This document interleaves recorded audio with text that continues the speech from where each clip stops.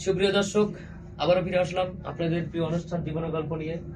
তো আমাদের ক্যামেরার সামনে এর আগেও এই আপুটা আসছিল, কোনো সাড়া পায়নি। তারপরেও দর্শক বিন্দু, আপনাদের কাছে একটাই অনুরোধ, এই মেয়েটা কি বলে বা কি চায় আপনারা একটু সুদৃষ্টিতে দেখবেন। আমি তাকে কিছু প্রশ্ন করবো। আসসালামু আলাইকুম আপু, কেমন আছো? ওয়ালাইকুম আসসালাম। জি আলহামদুলিল্লাহ ভালো আছি। আপু, এর আগেও তো আপনি ভিডিও করতে আসছেন। হ্যাঁ। তো দেশ থেকে বা প্রবাস থেকে আপনি কোনো সাড়া পাননি?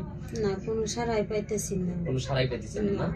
আমাদের এখানে অবশ্য কল আসছিল, কিন্তু আপনার নম্বর না থাকার কারণে যোগাযোগ করতে পারিনি, বুঝছেন? তো যাই হোক, আমাদের এখানে নিয়মিত অনেক নতুন দর্শকও আসে। আপনার নাম অনেকেই জানে, অনেকেই জানে না। তো আবার আপনার নামটা একটু বলেন। আমার নাম মনি, বাড়ি বুল্লা, বরিশাল বুল্লা। তো ওখান থেকে আমি এখানে আসছি আপনাদের। আসছেন? হ্যাঁ। আচ্ছা, আপনার পরিবারে মানে সদস্য কেউ নাই। কেউ নেই না? আমার মা বাবা ভাই বোন কেউ নাই। কেউ নাই। শুধু একটা চাচা আছে, চাচি আছে, সেও তারাও গরিব। তার পরিবার নিয়ে সে ব্যস্ত হ্যাঁ, থাকে। তার এখন পরিবার আপনার নিয়ে। বয়স হয়ে গেছে, হ্যাঁ। বিয়ের বয়স হয়েছে, তারপরে আপনাকে বিয়েও দিছে, হ্যাঁ? হ্যাঁ। তারপরে সংসার হয়তো যে কোনো ভাবেই হোক, হয়তো আপনার কপালে নেই, ধরে রাখতে পারেন নাই, হয়তো তারা অর্থ খরচ করে আপনাকে বিয়ে শাদী দেয়নি, এই তো। হ্যাঁ।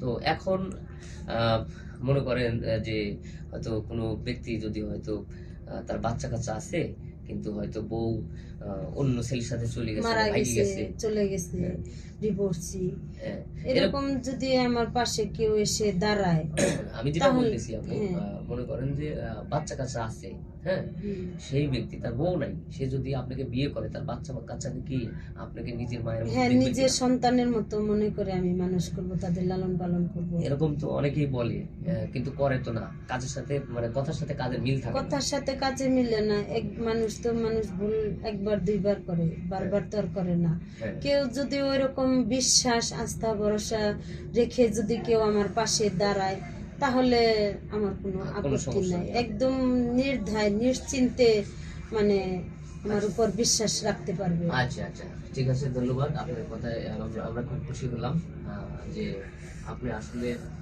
একজন বাঙালি নারী। আর বাঙালি নারী হিসেবে এটা কিন্তু কর্তব্য, কারণ যেহেতু আপনি অসহায়, আপনার পাশে একজন দাঁড়াবে। মানুষ কিছু মানে কিছু পায়, কিছু দিতে হলে কিছু পেতে হয়, তাই পেতে না? হয়, বা হ্যাঁ। কিছু পেতে হলে কিছু দিতে হয়। আমি একটু মানে উলট পালট করে বলছি। আমি এখন আপনাদের মাঝে কিছু কথা বলি, যে আপনারা বললেন না যে কিছু পাইলে কিছু দিতে হয়। হ্যাঁ। আমার পাশে আমার অসহায়তা আর দিক খেয়াল রেখে যদি কেউ আমার পাশে দাঁড়ায় বা কাছে থাকতে চায়, আমি কিচ্ছু চাই না, শুধু তার ভালোবাসাটাই চাই। তার ভালোবাসা, তিন বেলা ধরে খাইতে হ্যাঁ। দেয়, ভালো ব্যবহার করে, হ্যাঁ, এরকম কিছু, এইটাই। তাই না? হুম। এটাই হচ্ছে একটা বাঙালির নিয়ম। কারণ হচ্ছে বাঙালি নারীর হচ্ছে নিয়ম, 5 ওয়াক্ত নামাজ কালাম করতে হবে, স্বামী সেবা করতে হবে, অবশ্যই তাকে এটাই সে চাওয়া। আপনাকে একটা ভরণ পোষণ নারী একটা স্বামীর কাছে কি চায়? হ্যাঁ। শুধু ভালোবাসা, যে সে যেন আমাকে যত্ন রাখে, আমি তার জন্য সেবা করতে পারি, 5 ওয়াক্ত নামাজ কালাম যেন পড়তে পারি।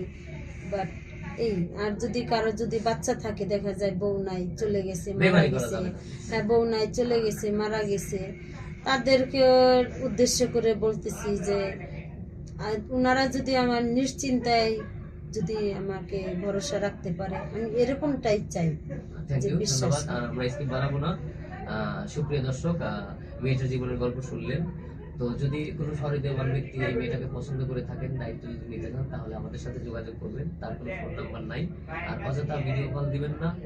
আর সবারই শুভকামনা করে শেষ করছি। আল্লাহ হাফেজ। আর একটা কথা, অনেকেই হচ্ছে আমাদের নম্বর মনে করে মেয়েদের হ্যাঁ, নম্বর মনে আমি করে তো যেহেতু ফোন ইউজ করি না, তো যাদের মাধ্যমে আমি এই ভিডিওটা করলাম, তো এই ভাইদের ফোন নাম্বার দেওয়া থাকবে। যদি আমার পাশে দাঁড়াতে চান, তাহলে ভাইদের ফোন নাম্বারে যোগাযোগ করতে পারবেন। ধন্যবাদ। ভালো থাকবেন, সুস্থ থাকবেন, আল্লাহ হাফেজ।